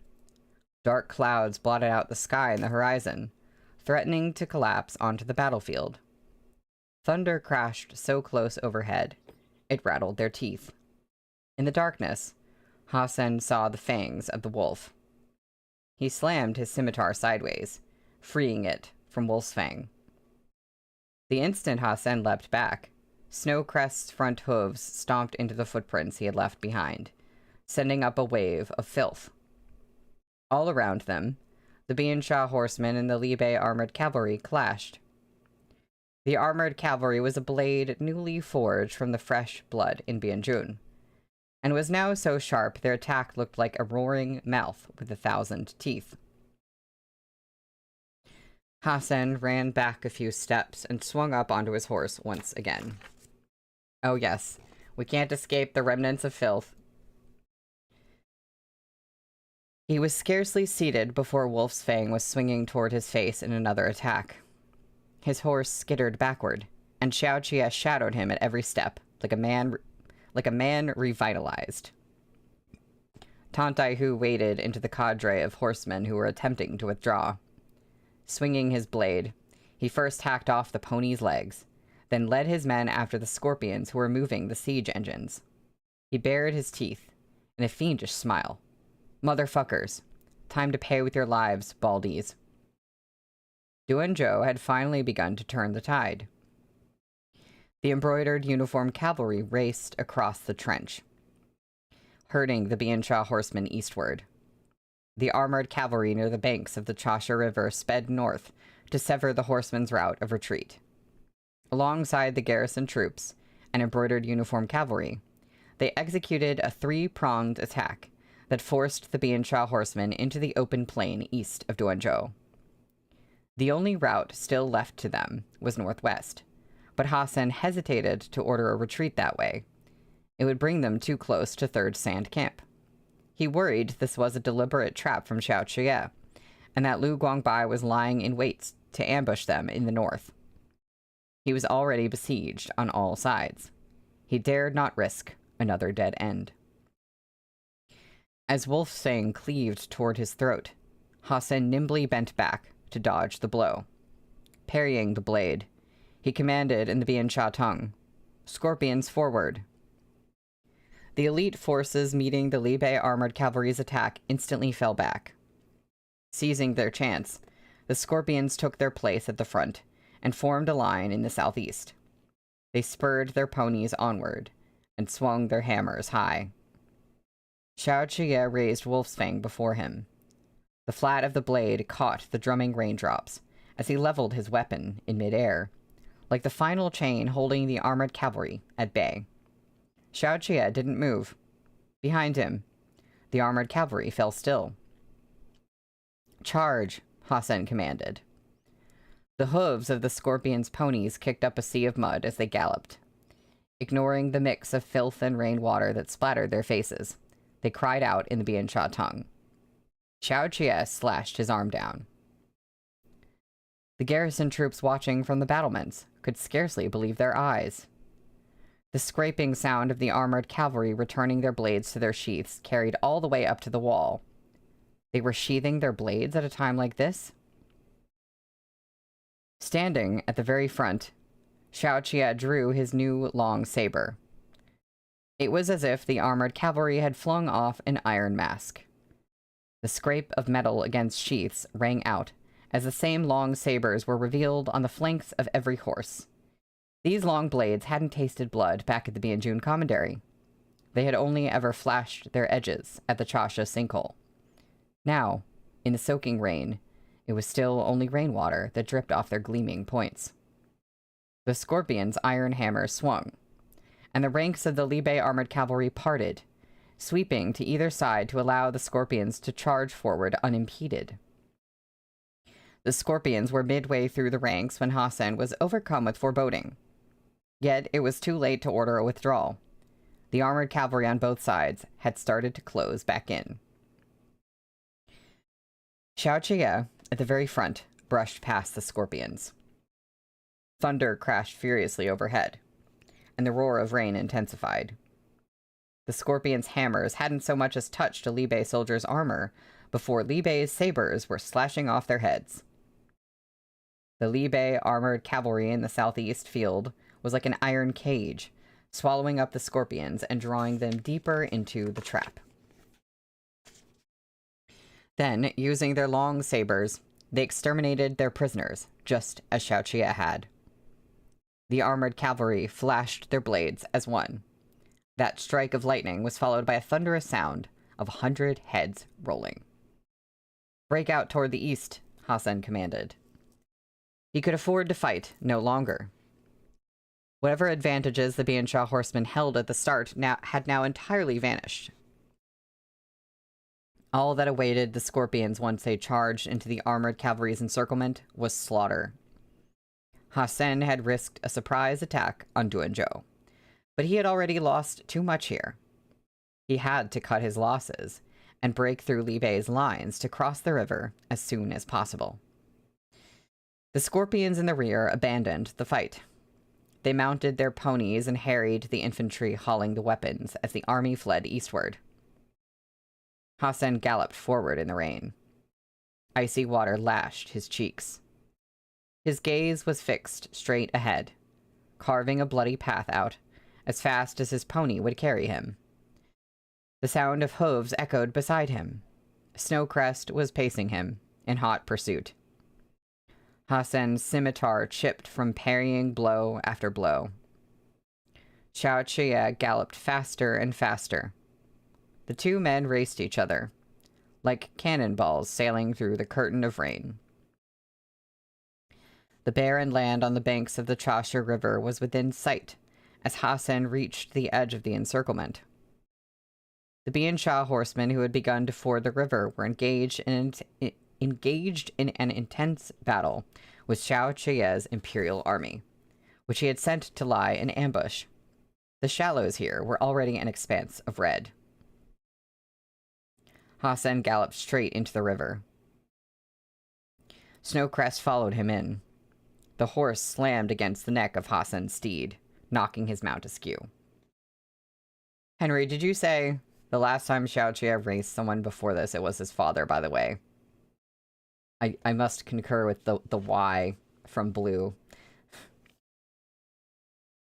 Hassan yanked at the reins, and Xiao Jie swung his saber and slashed through them. Without Hassan guiding it, his horse couldn't right itself. It tumbled into the shallows, bringing Hassan down with it. The moment he splashed into the water, Hassan rolled. He had lost his pike dagger at the edge of the trench when he fought Shen Zichuan. All he had now were his scimitar and a small dagger on his belt. The sound of slaughter around him was deafening. He scooped up river water and wiped his eyes clean of the filth and blood obscuring them. Xiao Jie landed too, his towering body blocking Hassan's eastward gaze, like a mountain standing between Hassan and the desert. Hassan raised his chipped scimitar before his chest and steadied his breathing. The instant Xiao Jie sprang toward him, he lunged as well. Metal struck metal, sharp and grating. Xiao Jie bore down on Hassan's scimitar, forcing him back. With difficulty, Hassan stabilized himself. Rainwater ran down his blade as he danced backward, out of Wolfsfang's way. River water splashed up with every step. Blood still stained Xiao Jie's cheeks.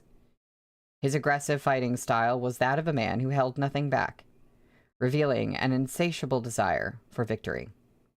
Numbness tingled up Hassan's arms with every one of his strikes. Under the continued assault from Wolfsfang, his scimitar was being shaved away into scrap metal. Hassan buckled under Xiao Jie's next hack. He caught himself with his arms just before he could collapse into the water. Crouched low, he lifted his blade to block another blow. Xiaoqia's posture barely changed as he pressed down on him with all his might. Under such oppressive force, Hassan's scimitar slowly sank back until it was flush against his shoulder. He could feel Wolf's Fang's sharpness. A ragged gasp escaped his throat. Pain shot through his legs as he pushed futilely upward. His knees were beginning to give. Hassan would never kneel to Xiaoqia. Untold numbers had starved to death when the 12 tribes knelt before the Zhou Empire. Hassan had come this far to find a different path forward. Hassan loved Lake Chiti, yet he slept among blades for years at a time. He had never once bowed to the armored cavalry. He was the heroic eagle soaring across the blue dome of heaven. Hassan fought with all his might against Xiaoqia. He bellowed and mustered the strength to push Wolf's Fang up. Brazenly, he lunged forward and very nearly cut Xiaoqia's throat. Xiaoqia took a quick step back and shoved his elbow out to knock away Hassan's scimitar. The horse beside Hassan screamed and collapsed, bleeding, as the blade cut into it instead. Hassan flipped his dagger from his belt and charged forward again before Xiaoqia could attack. Unable to bring Wolf's Fang up in time, Xiaoqia released the hilt and blocked the dagger with his right arm guard. Thank God we got the arm guard. Balling his left hand into a fist, he knocked Hassan into the Chasha River. A spray of water exploded from Hassan's fall. Coughing, he dove forward and caught Xiaoqia around the waist, hooking his leg around Xiaoqia's ankle and knocking him into the water. As the water crashed around them, Xiaoqia twisted out of his grip and managed to grab the back of Hassan's collar, locking him in a chokehold from behind. Hassan gasped for breath. He thrust his dagger behind him blindly, but struck only heavy armor. He gave up and jabbed the dagger over his shoulder toward Xiaoqia's eyes without much confidence. Xiaoqia finally released him to evade the blow. Hassan turned and wrapped his hands around Xiaoqia's arm, then twisted his hips and flung Xiaoqia over his shoulder. He planted a hand over Xiaoqia's face and held it under the fast-flowing river. Gripping his dagger, he readied himself to cut off Xiaoqia's head. But just before he could strike, his enemy reached out and grabbed the blade in his bare hand. As the edge sank into his flesh, he surged out of the water and struck Hassan's jaw with all his might. Hassan's eyes watered from the impact. In that split second of vulnerability, Xiaoqia's elbow rammed into his chest. Blood spurted from Hassan's mouth before he could swallow it down. Xiaoqia released the dagger's blade. Clenching his bleeding hand into a fist, he once again slammed Hassan into the water. This final blow was brutal. Blood gushed from Hassan's nose and mouth. Stars danced before his eyes. The clamor of combat was at once right beside him and very far away. The downpour blurred the surface of the river under him. As he braced himself in the shallows, he realized his leather sleeve had split, and the Chiti flower in his pocket was drifting away with the water.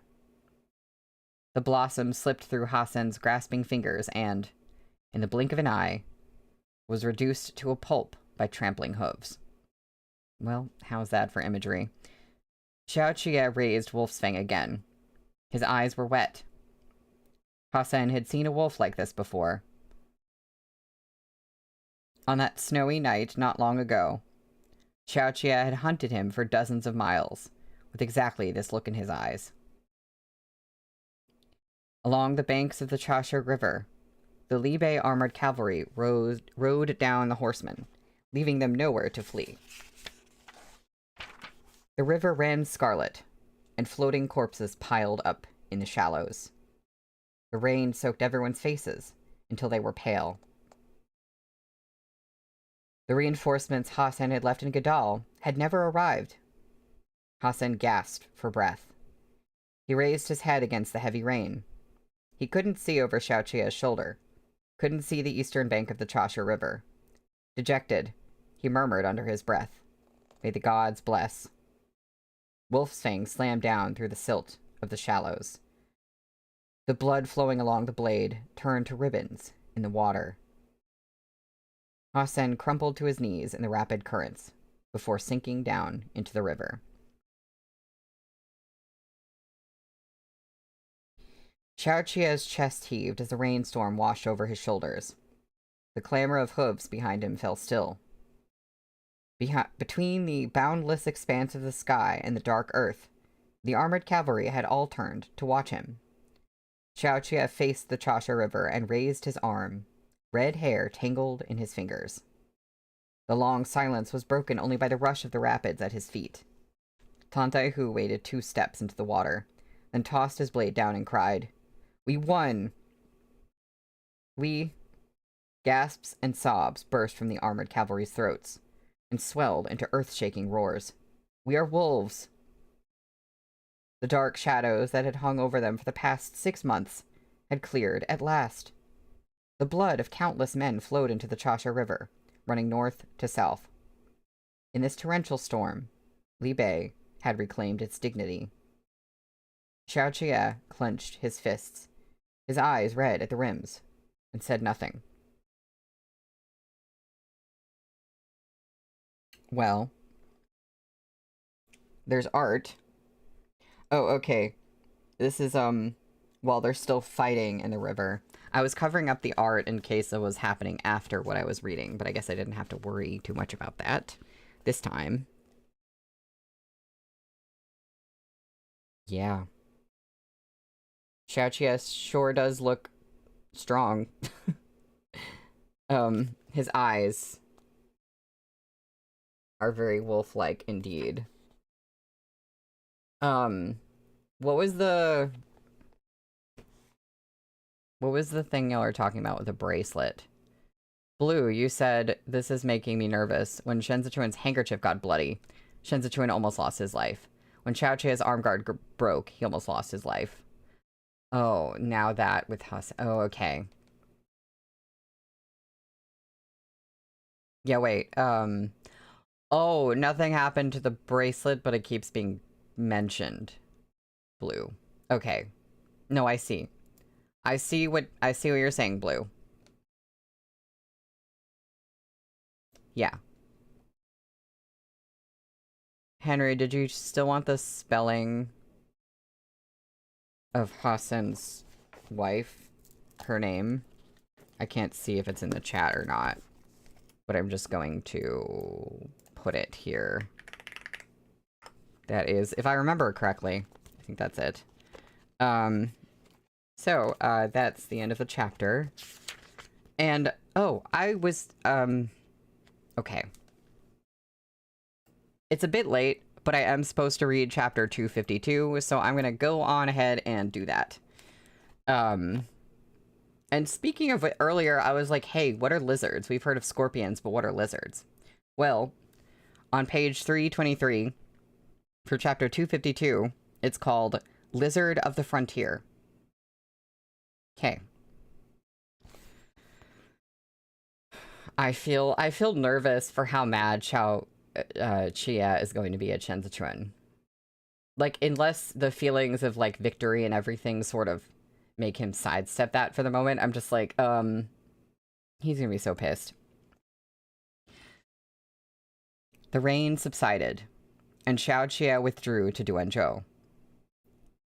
The garrison troops started the heavy work of cleaning up the battlefield. The water in the trench had overflowed in the rain and turned the path before the gate into a soggy mess. The horses walking past were covered in mud to the knee, and their riders were no better off. Shenzichuan stood before the city gate and watched Snowcrest canter closer. Xiaoqia leaned out of the saddle as he approached. Shenzichuan raised his right arm, and Xiaoqia gently bumped his own against it. Xiaoqia gazed at Shenzichuan and extended his fingers to lift Shenzichuan's chin. There, in the middle of the downpour, he lowered his eyes and pressed their foreheads together. The rain enveloped the two men in its embrace. SZC closed his eyes. Rainwater trickled along his lashes and dripped onto the bridge of Xiaoqia's nose. He slowly smiled, then laughed out loud. Xiao Tianya began to urge his horse over, but after only a few steps, he pulled back on the reins and turned to Ji Gong. Where is Shifu going? Ji Gong stood at the entrance of the gateway tunnel for a time, looking through the curtain of rain, before tossing the overcoat he was holding to Xiao Tianya. Oh, we have art of forehead touch. Right? Blue, you said I'm so weak to SZC's laughs. Same, because when does that ever happen? It's so special when it does. We got art one after another. That's very special too. Xiao Tianya draped the overcoat over himself. Shifu, the name of the Ji clan and its boxing style will once again spread far and wide after this battle. Your old man can rest in peace. Ji Gong looked up at the sky, letting the rainwater splash into his eyes. Duanzhou will have a bountiful harvest this year. Xiao Tianya smiled. Clasping his hands behind his back, Ji Gong turned and heaved a long sigh. He didn't glance at SZC again as he called, "Hurry and get the physicians."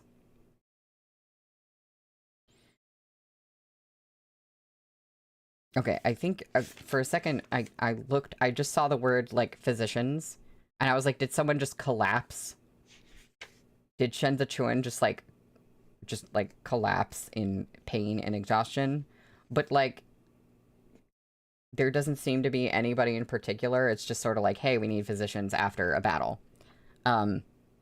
So that's promising, I guess. Henry, I also just assumed SZC collapsed.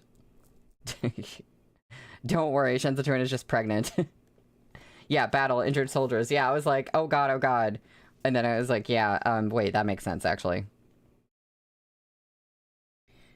The rain didn't stop until shortly after dawn. The bamboo tubes in the courtyard pond tapped incessantly against the mossy rocks.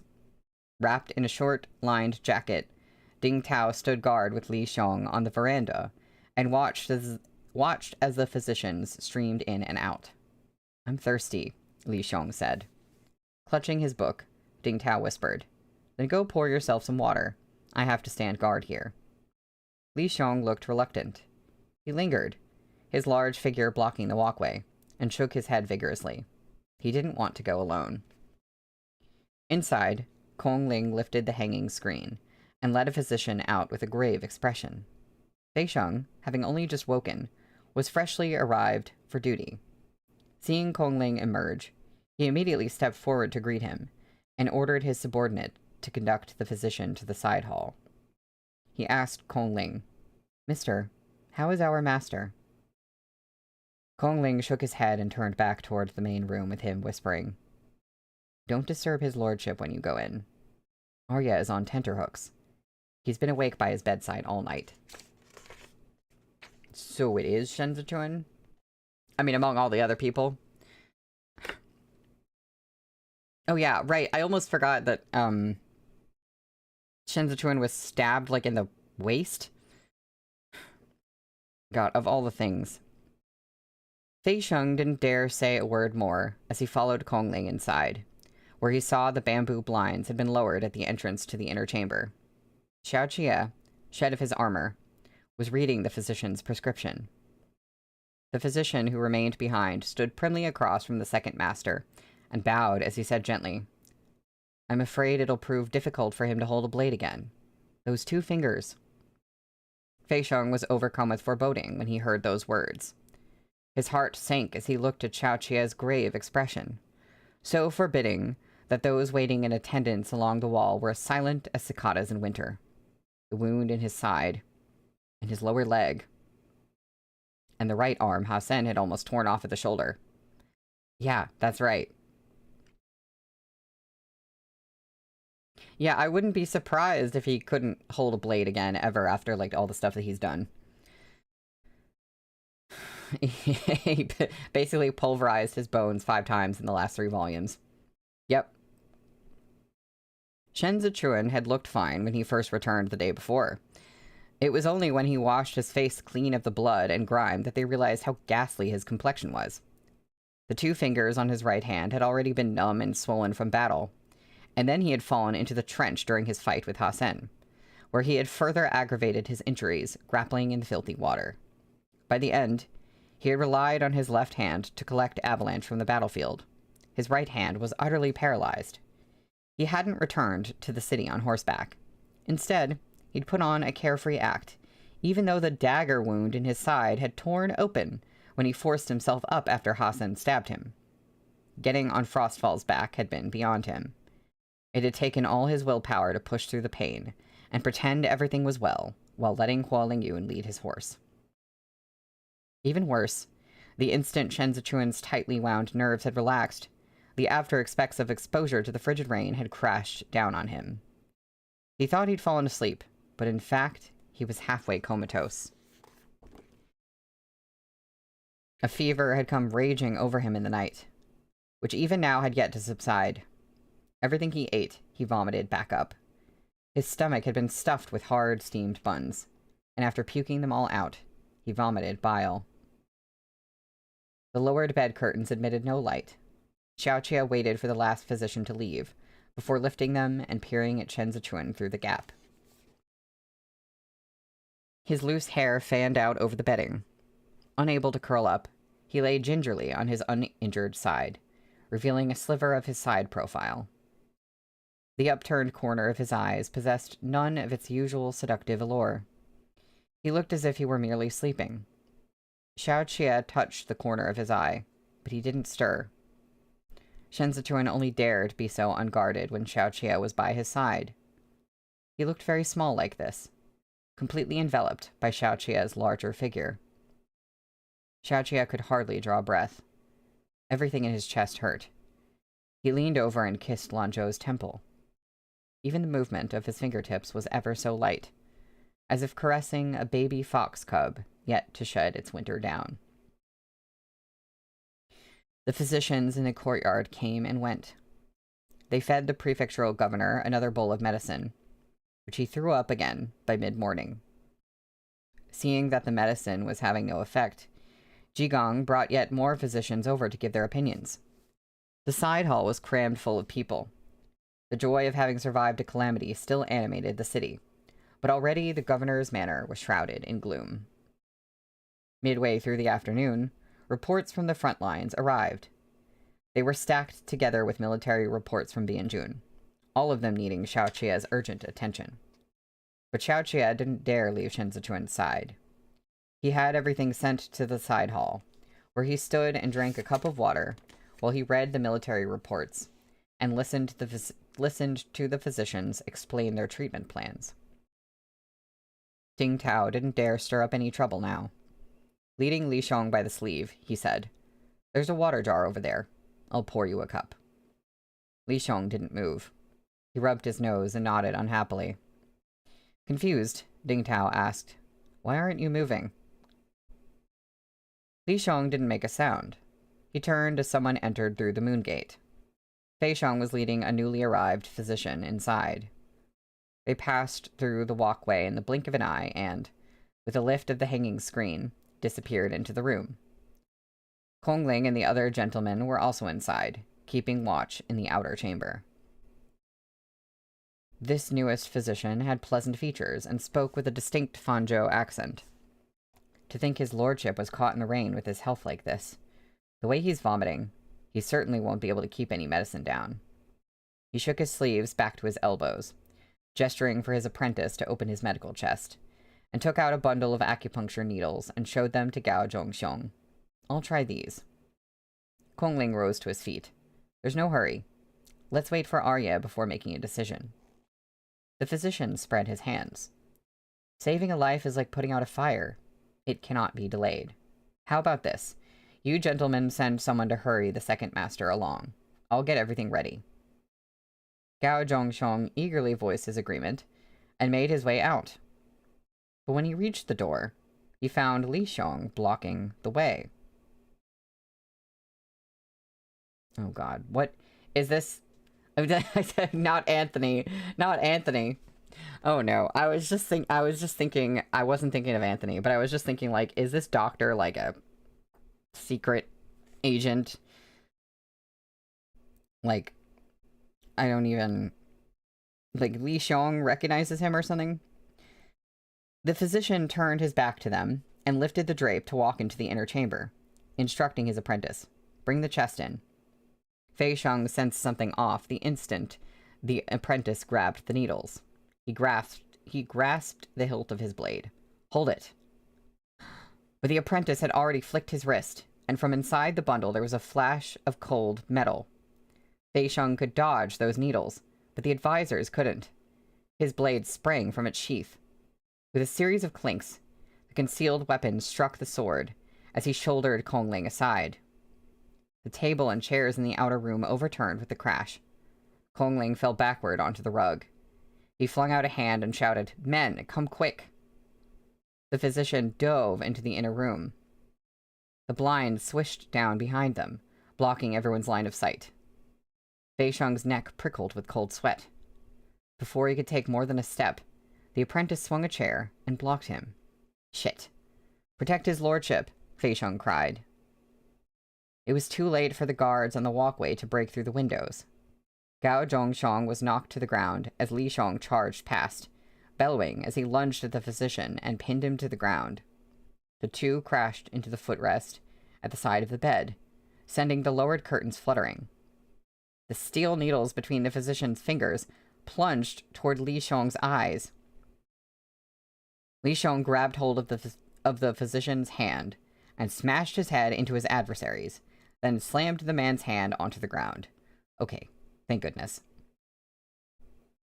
The physician's vision swam from the impact. He wrapped his arms around Li Xiong's neck and twisted, putting Li Xiong's throat in a lock. The two rolled across the ground and crashed into the low table nearby. A teapot fell and shattered, splashing scalding tea across Li Xiong's face. Gasping hard, Li Xiong swung a fist behind him, but struck empty air. The physician pressed Li Xiong's face down into the shards of broken porcelain. Face streaked with blood, Li Xiong shouted, "Lizard! Lizard!" The physician raised his needle. A sudden weight crashed over the man's back, and his body was flung aside. Covering half of his face in pain, he shouted something in the Biansha tongue, and frantically felt on the floor for the needle he'd dropped. Xiaoqia hauled him up by the back of his collar and slammed his face against the ground. There were a few muffled thuds, then silence. Outside, the guards had wrestled the apprentice to the floor. Fei Sheng hadn't even caught his breath yet, when the bamboo blind swung wildly, and the physician, face covered in blood, rolled onto the rug in the outer room. He was no longer breathing. Xiaoqia's expression was frigid. Barely suppressing his fury, he said in a frosty tone, "I want this place sealed airtight, with a guard every 10 steps. Who is in charge of screening? Get out of my sight. Don't make me repeat myself." Everyone, inside and out, fell to their knees. To think an entire manor of guards had let the enemy march right up to Shen Zichuan's bedside. Fei Sheng's back was drenched. He kowtowed, head pressed against the ground, and didn't dare make a sound.